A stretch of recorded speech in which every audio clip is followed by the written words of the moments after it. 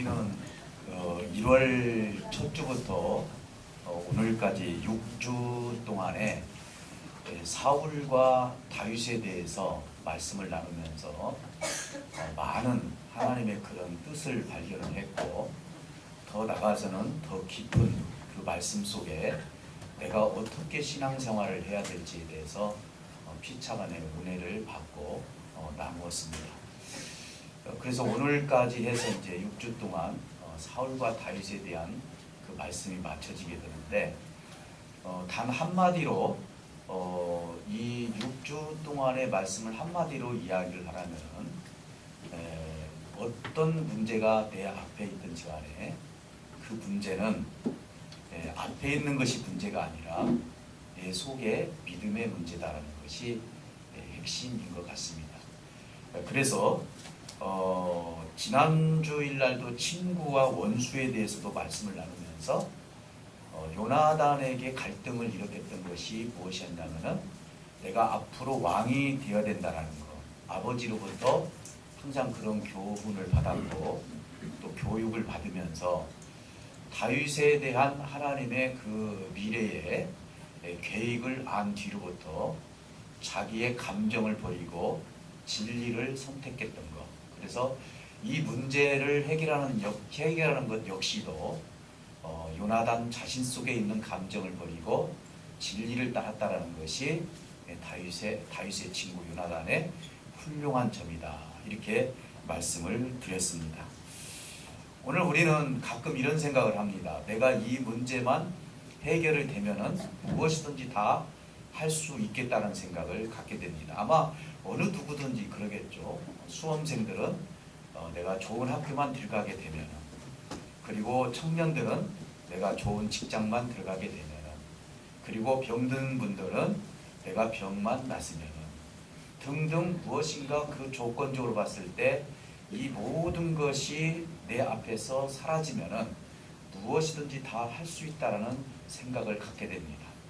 그래서 우리가 잘못하면은 우리 앞에 있는 이 모든 문제가 내가 가는 데 있어서 걸림돌이라고 생각하는 경우들이 많습니다.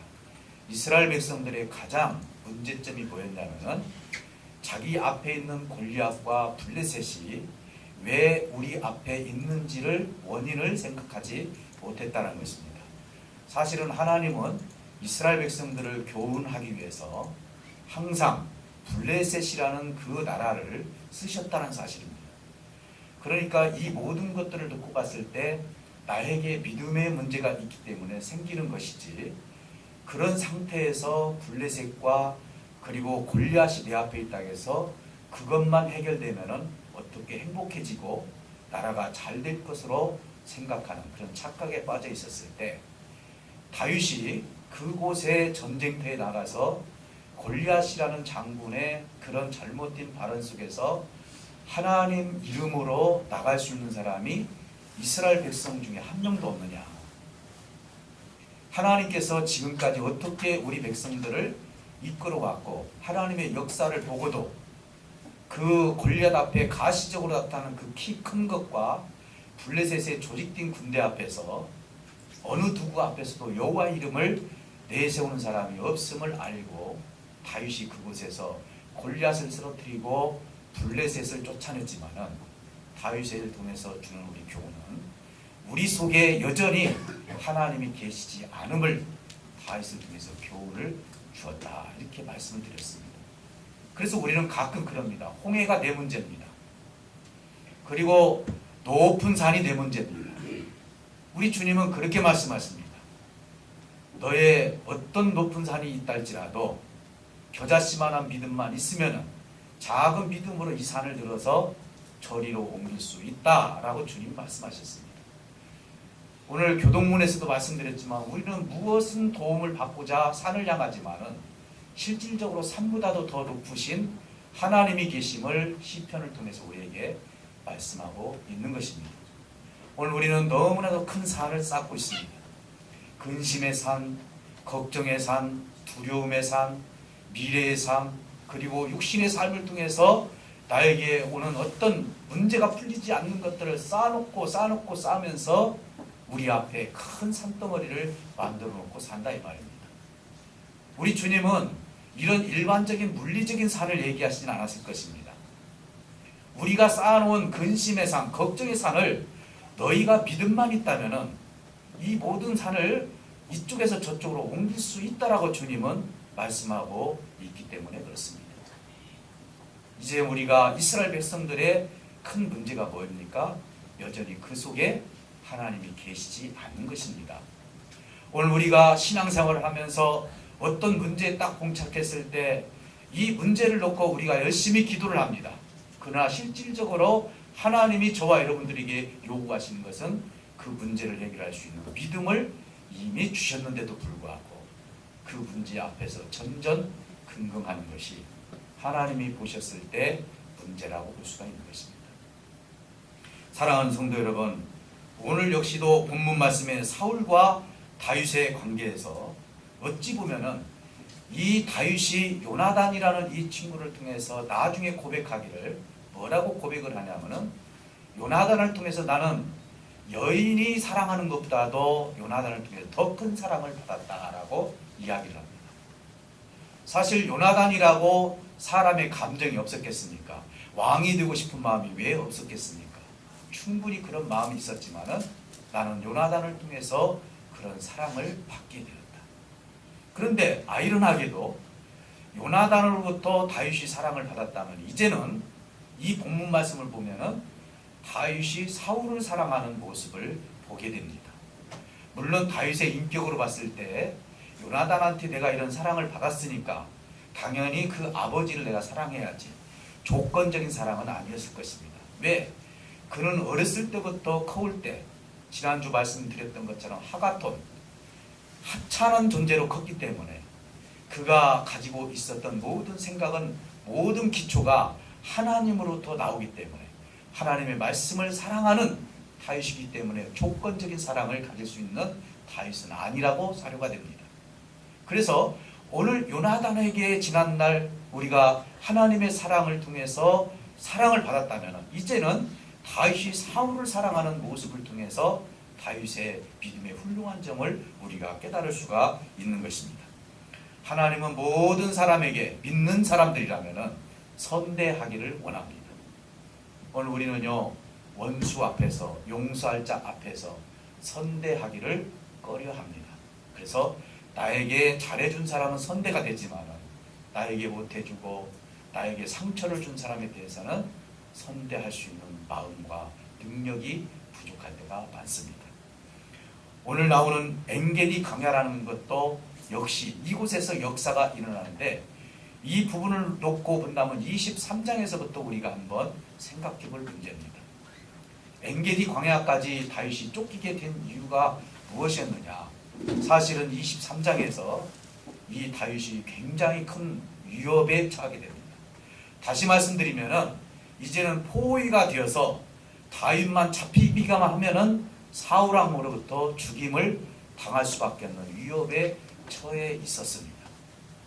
그것이 바로 마온 광야입니다. 이 마온 광야에서 그 일들을 당하고 있었는데 하나님께서는 정확하게 정말 0.1초도 틀리지 아니하게 그 위협 속에서 다윗을 건지는 모습을 보게 됩니다.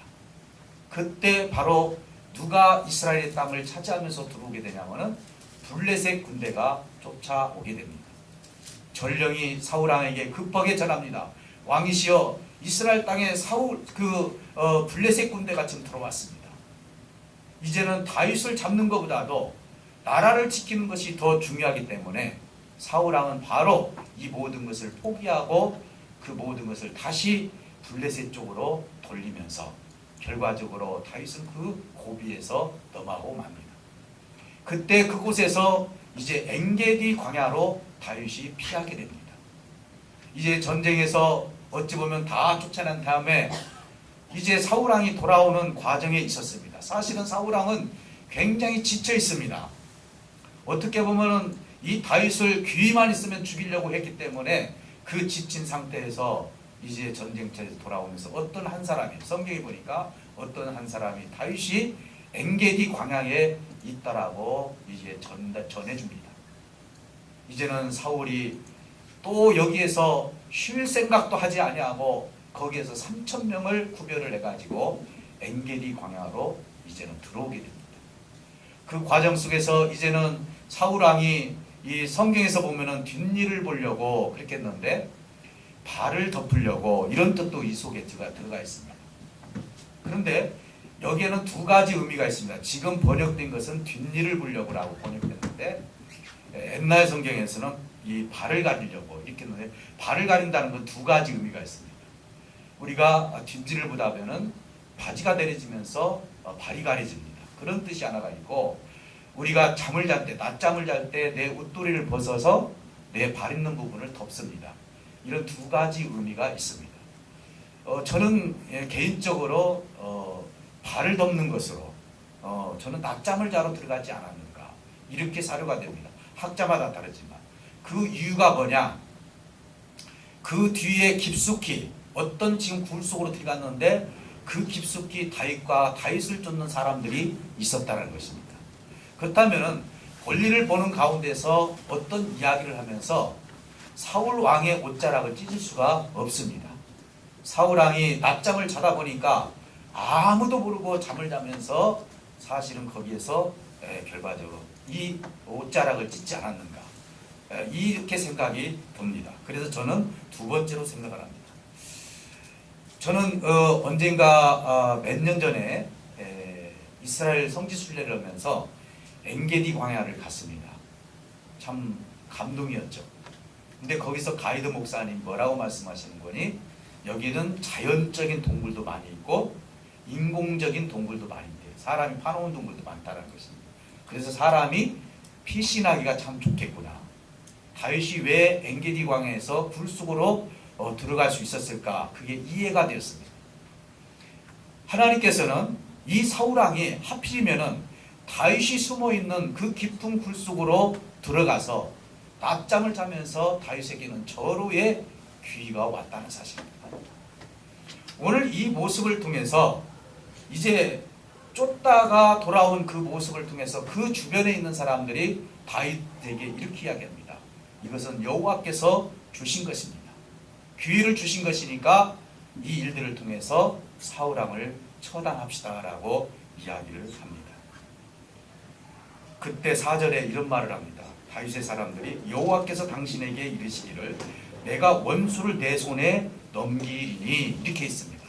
사실은 여기까지는 하나님 말씀입니다. 요나단과의 대화를 통해서도 이 말씀이 있었습니다. 그래서 결과적으로 여호와께서 다윗에게 그 원수를 그 앞에서 넘기실 것이라고까지는 맞았지만은 뒷부분을 보면은 내 생각에 좋은 대로 그에게 행하라고까지도 거짓말을 하게 됩니다. 다시 말씀드리면 하나님의 말씀에 인간의 생각을 첨가했다는 것입니다.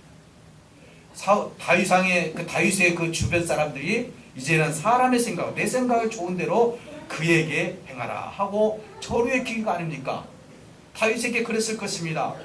이 나라 백성들이 다윗이 만만이고 사울이 천천히라면은 이미 백성들이 당신을 지금 추종하고 있는데 저 사울 왕 죽였을 때 무슨 후환이 들었겠습니까? 그리고 이미 사무엘을 통해서 기름 부음 받은 하나님의 종이고 왕이 아닙니까?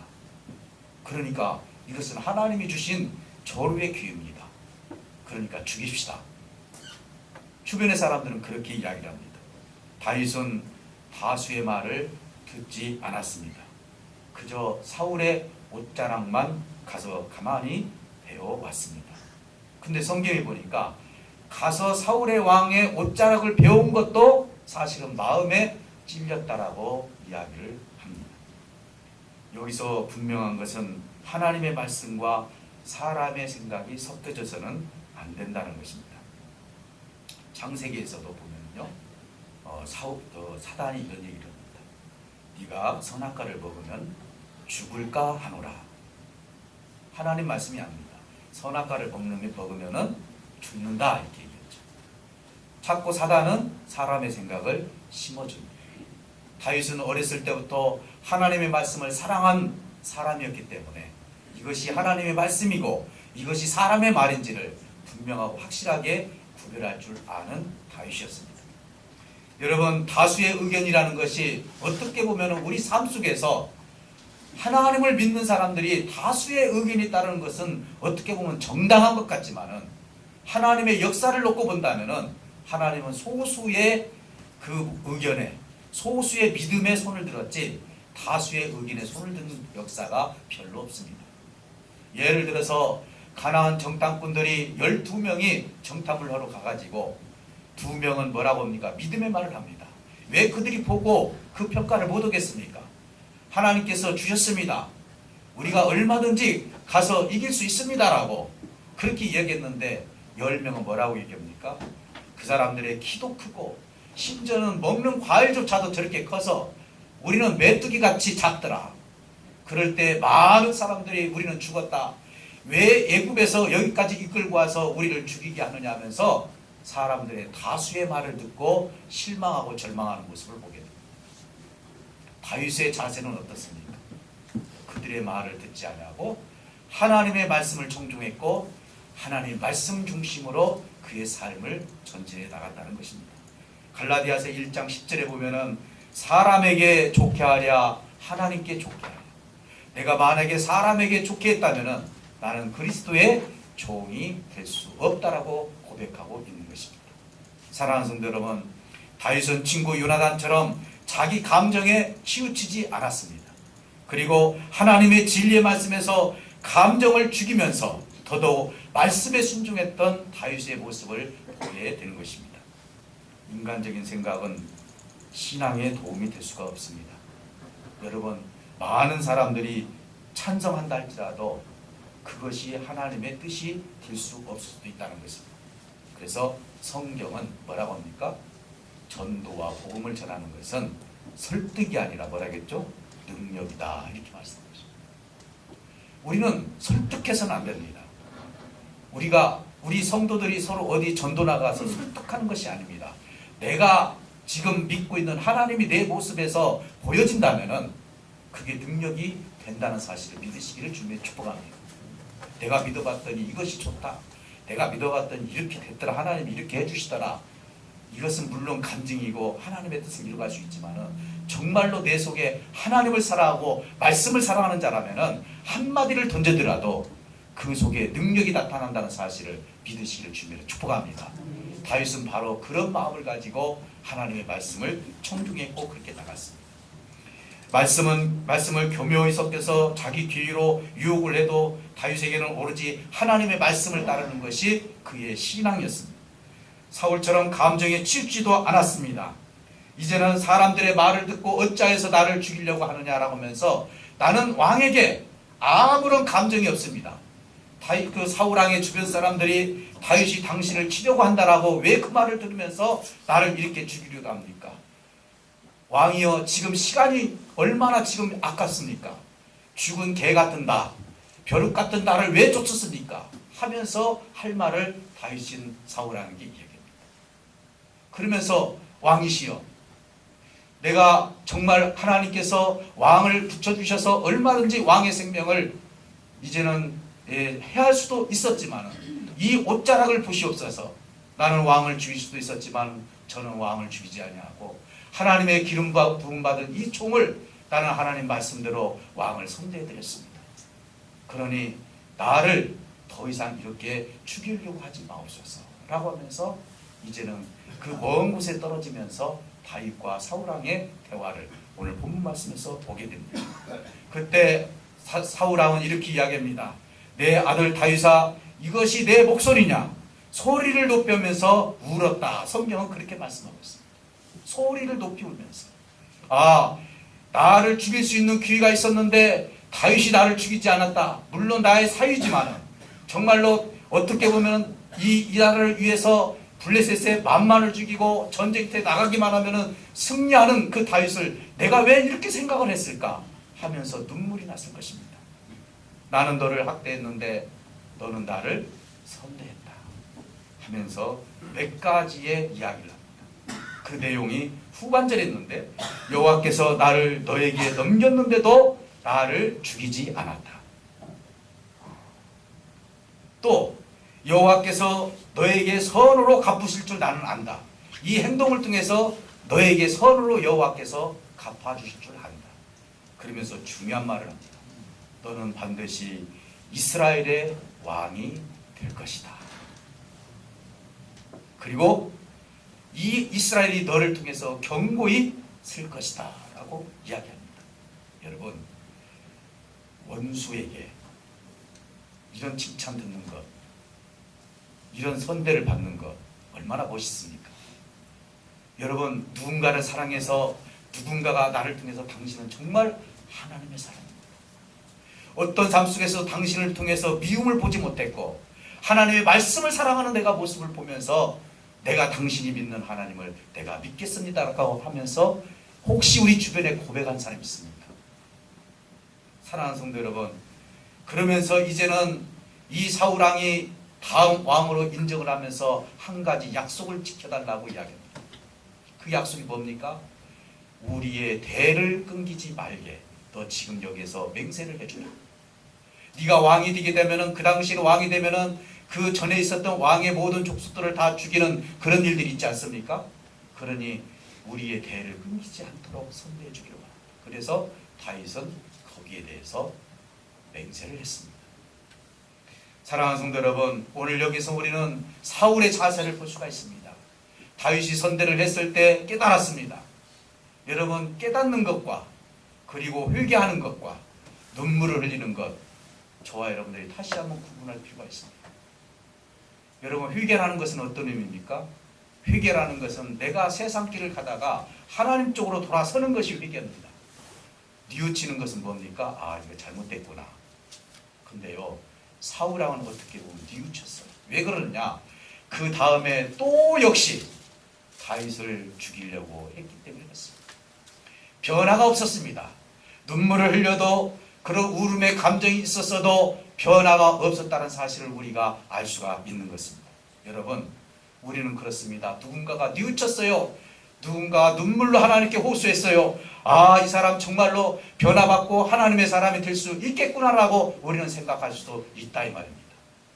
그러나 하나님 앞에 눈물을 흘리고 뉘우쳤다 할지라도 변화가 없다면 하나님 앞에 소용이 없는 일이라는 것이죠. 왜냐하면 사울은 결심도 했습니다. 내가 다시는 너의 생명을 해하지 않겠다. 사울은 또 울기도 했습니다.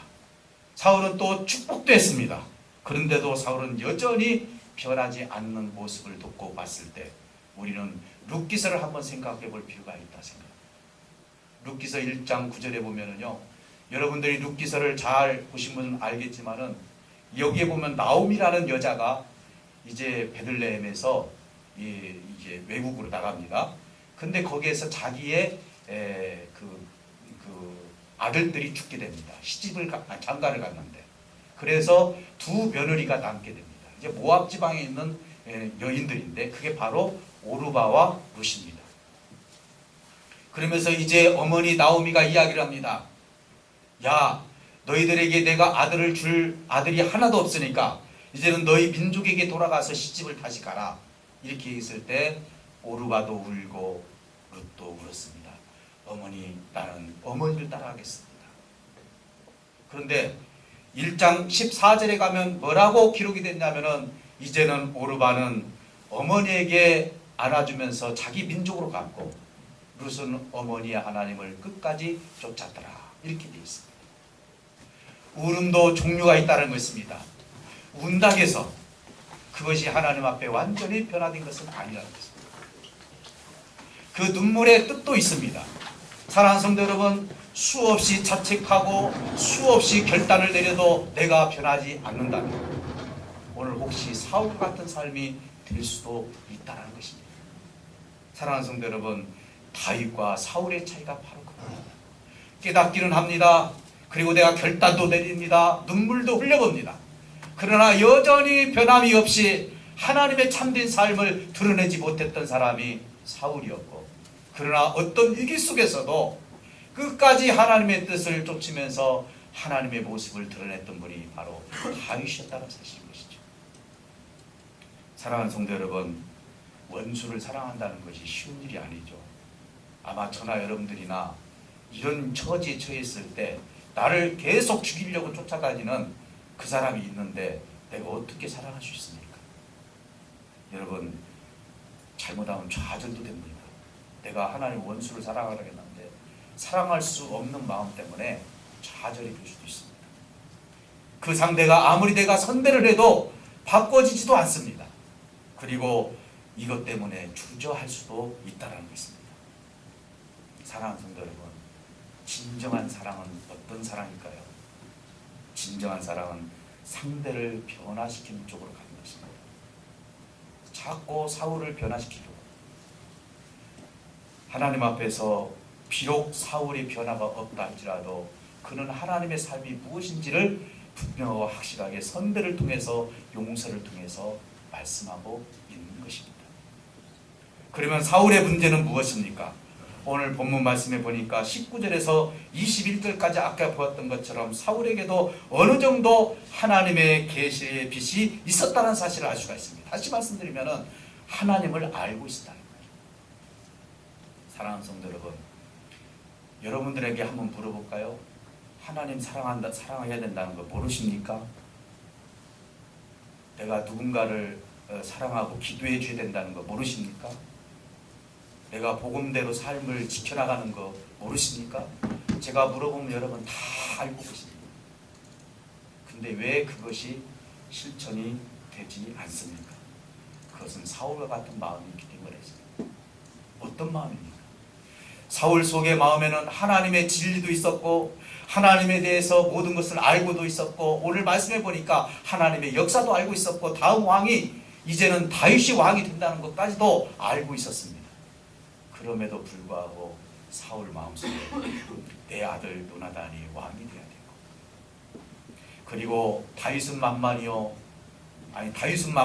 사울은 천천히요, 내 인기가 떨어졌고 저 사람이 살게 되면은 나는 정치적으로 죽게 되고, 인간적인 마음이 지속적으로 사울 안에 있으면서 분노가 생기고 그 속에 욕망이 생기고 시기와 질투가 생기면서 하나님의 말씀이 이미 있음에도 불구하고 하나님의 말씀을 다 덮어버리고 오로지 자기의 어떤 사람의 생각으로 자기의 뜻을 펼쳐나가기 때문에 하나님의 모습이 하나도 보이지가 않았다는 사실입니다. 사랑하는 성도 여러분, 우리가 용서할 줄 몰라서 용서를 못하는 거 아닙니다. 사랑할 줄 몰라서 사랑 안 하는 거 아닙니다. 하나님에 대해서 몰라서 내가 실천 못하는 거 아닙니다. 혹시 내 앞에 이스라엘 백성들처럼, 혹시 내 앞에 사울왕처럼 뭔가 내가 가지고 있는 것이 하나님의 것보다도 더 큰 욕망, 더 큰 질투, 더 큰 인간이 행하고자 하는 그런 마음, 혹시 그것이 있다면 내 속에 있는 하나님의 말씀이 사랑할 수가 없다는 것입니다. 여러분, 물어보면 사랑해야죠, 원수 사랑해야죠, 용서해야죠. 그러나 누구는 되고 누구는 안 되고. 왜 그렇습니까? 여전히 내 속에는 인격적인 내 어떤 알고도 더 큰 의지가, 하나님보다도 더 큰 의지가 내 속에 있기 때문에 내 의지가 하나님의 말씀을 덮어버림으로 말미암아 아버지의 뜻을 이루지 못하고 있다는 것입니다. 사랑하는 성도 여러분, 다짐도 해봅니다. 눈물도 흘려봅니다. 뉘우쳐보기도 합니다. 그러나 오늘 내가 주일날 예배를 드리면서 은혜를 받고도 또 다시 세상에 나가면 다시 그 자세로 돌아가는 것은 여전히 내 속에 걸쳐있는 것들 때문에 그것을 완전히 다 처분을 해야 되는데 그것이 우리의 삶을 어떻게 보면 덮어버리고 그리고 걸림돌이 되고 있다는 것입니다. 여러분, 내 앞에 있는 모든 걸림돌들을 다 제거한다면 다윗과 같은 용기를 가지고 어느 누구든지 용서할 수 있는 마음과 선대할 수 있는 마음이, 하나님의 나라를 확장할 수 있는 마음이 저와 여러분들에게 있을 줄 믿습니다. 정말로 우리가 하나님의 사람들이라면 우리 주님이 왜 원수까지 사랑하라고 하셨는지 정말 나는 할 수 없지만 다윗의 마음이라면 얼마나 힘든 마음이었습니까? 자기의 장인어른이 나를 죽이려고 했을 때 그 속에 하나님을 사랑하는 마음이 다윗에게 있었기 때문에, 말씀을 사랑하는 마음이 다윗에게 있었기 때문에 어떤 결단보다도 어떤 생각보다도 다윗은 말씀을 사랑하는 그 한 가지 때문에 하나님의 뜻을 이루어 드릴 수 있었다는 것입니다. 오늘 이 시간 저와 여러분들 무엇보다도 무엇을 사랑해야 되겠습니까? 하나님의 말씀을 사랑하시기를 주님으로 축복합니다. 그러면 절대로 우리는 원수까지도 사랑 못하는 그런 삶이 아니라 이 말씀 속에서 충분한 열매와 말씀을 통해서 아버지의 뜻을 이루어갈 수 있는 저와 여러분들이 될 줄 믿습니다. 그 말씀을 통해서 꼭 원수까지도 사랑할 수 있는 저와 여러분들께서 꼭 승리의 삶을 살아가시기를 주님으로 축복합니다. 기도하겠습니다. 살아계신 아버지 하나님 감사합니다.